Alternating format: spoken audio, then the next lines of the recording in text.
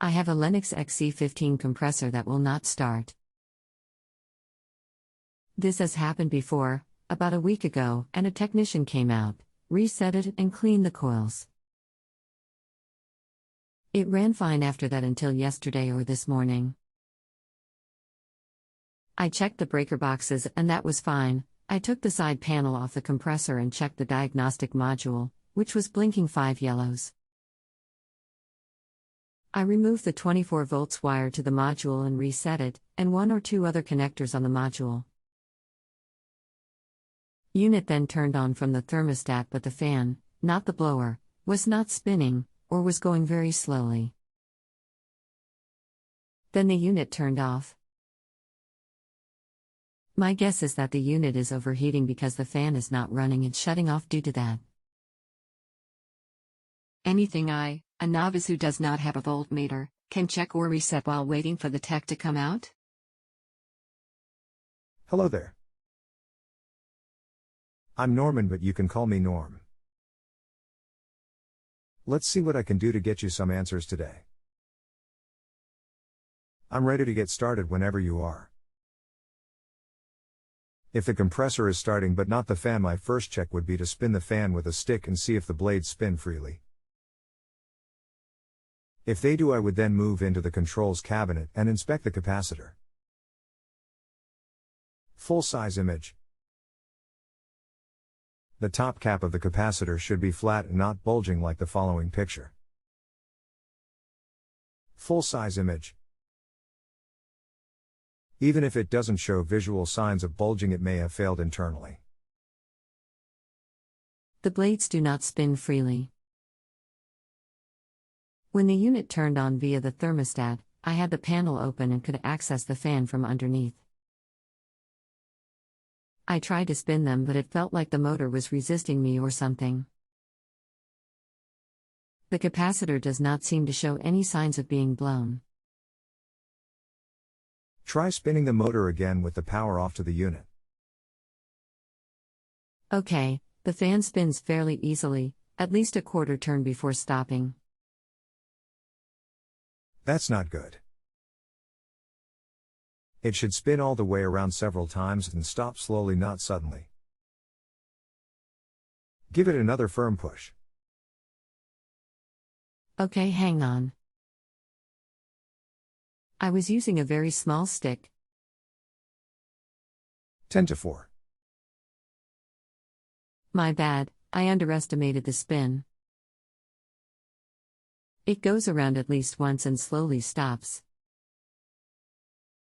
Using the same small stick. Okay, seems fair.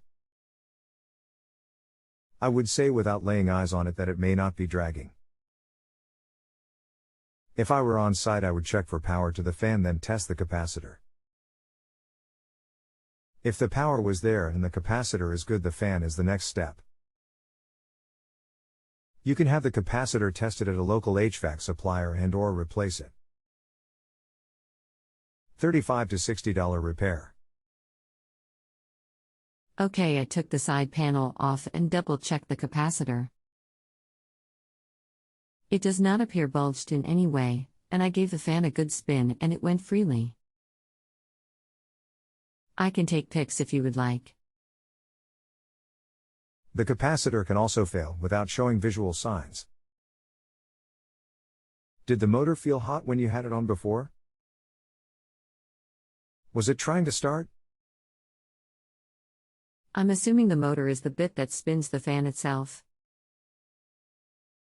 When it came on, the unit started up and sounded like it normally does, but the fan spun very slowly and looks as though it was getting a bit stuck at a certain point in its rotation, sped up a slight amount, and then slowed again at the same spot. It sounds like the motor is trying very hard to spin it, but it isn't going anywhere. I did feel some heat, but I am not sure of the source.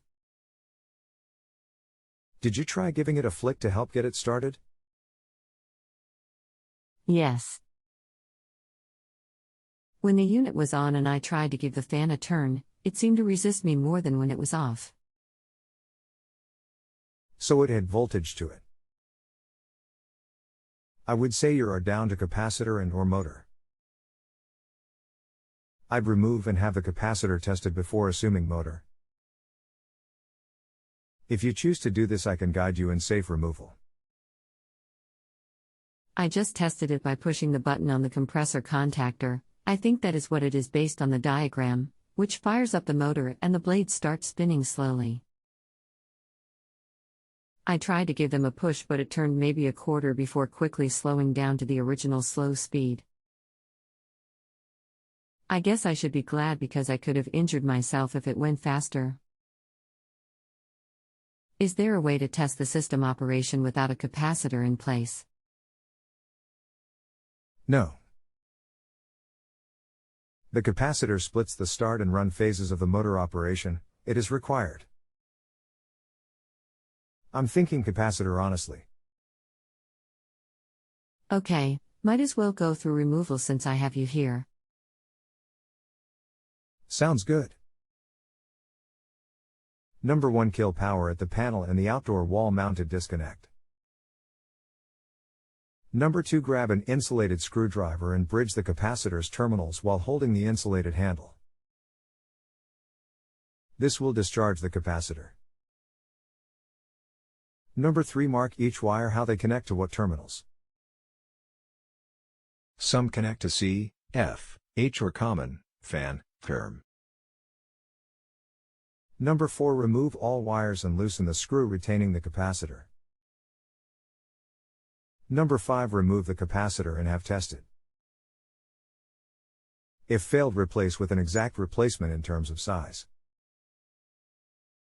If it says 40/5 oof MFD at 370V, get the same one. Are the terminals the ones with the yellow and red wires attached? H and C. The brands are interchangeable between systems. Yes. There should be a F as well. 3 terminals on your capacitor.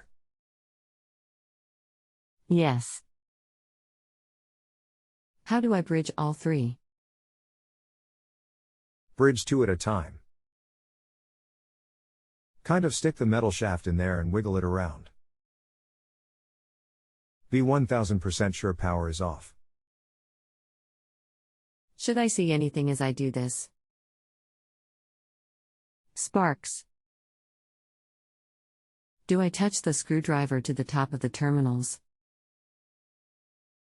Power is definitely off. You may see a small spark, yes, to the top of the terminal, so it's metal to metal. At the main panel and the fuse box sub-panel. Okay, I have touched the screwdriver, 2 diff ones just to be sure, to all 3 heads, 2 at a time. Good to go. Mark and remove the wires. Be sure you label them right. Are the terminals on the capacitor labeled usually? Yes, like this. Full-size image. Booyah. Got it. LOL. Okay, it is out. There you go. Have it tested or replace it, and I'm thinking you will be good. If it doesn't solve the problem, the fan would be the next step. 85% of the time it's the capacitor. I assume that Lowe's or Home Depot does not test or stock these. You are correct. Is it worth a fan? What signs would I be looking for? If Grainger, John Store, Peck Supply, HVAC parts retailers. If the fan were seized up, it would be bad. If it drags when it spins, it would be failing or bad. When the fan has play in the shaft and the blades can be moved up and down while mounted, it's bad or failing. If it caught on fire, lol, it would be bad. Repairman is here. He should be able to test it. Yep. Let me know what he finds. I always love to hear back from my customers. Ratings lower than 3 are negative. Remember to return if you have more questions before rating. I'm very glad I could help you. If you ever need help in the future, please bookmark my personal link and visit me again. I'd be glad to help. http://www.justanswer.com/home-improvement/expert it's norm/. He tested the capacitor but said it was not the problem and says it is the motor and it will cost about $485 to fix. You. Is he still there? Yes. To know an expected cost of the motor, I'd have to have more info from you. Probably not best you do it with him there. If you trust the company, I'd have them do it. Never worked with him before. Not sure if I trust him. Pulling the blades from the shaft can be a tricky situation and may require a pulling tool. If you can give me the model number of the outdoor unit, I can research the cost and tell you if this is a fair quote. It is a Lennox XC15. I just did a quick search and it looks like the motor is around 200. That's the series number. Where would the model number be? On the manufacturer's stick on the rear corner of the unit. Sticker. Okay, 1 second. I'm seeing a $330 cost. http://www.vicpartshop.com/36A75P811099113 condenser fan motor 1075 RPM 208230 volt 60 Hz 1 phase. Asks. You are also on Sunday emergency service rates. According to his Yellow Page ad, there are no weekend rates, so. Oh. XC1504823001. Is he using an OEM replacement or a universal? He says he has a motor that he thinks should work. Doesn't give me the greatest feeling of confidence. Ugh. That doesn't sound good. Does 485 seem inflated to you? Let me check one thing. If it's a universal replacement, the price seems inflated. If it's the OEM, it's not too far off. It is probably a universal. The real question is, do you want AC today or in 3 to 4 days? Let me try to get a breakdown of the cost from him. What is a standard labor rate? I want it today, of course. I'm in Southern California. Ask him if he can do any better. Tell him you are tight on funds. Maybe he has room to move if he's the owner.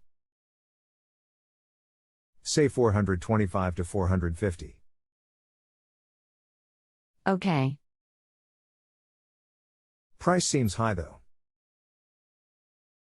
But it is Sunday, even if he says no overtime charge.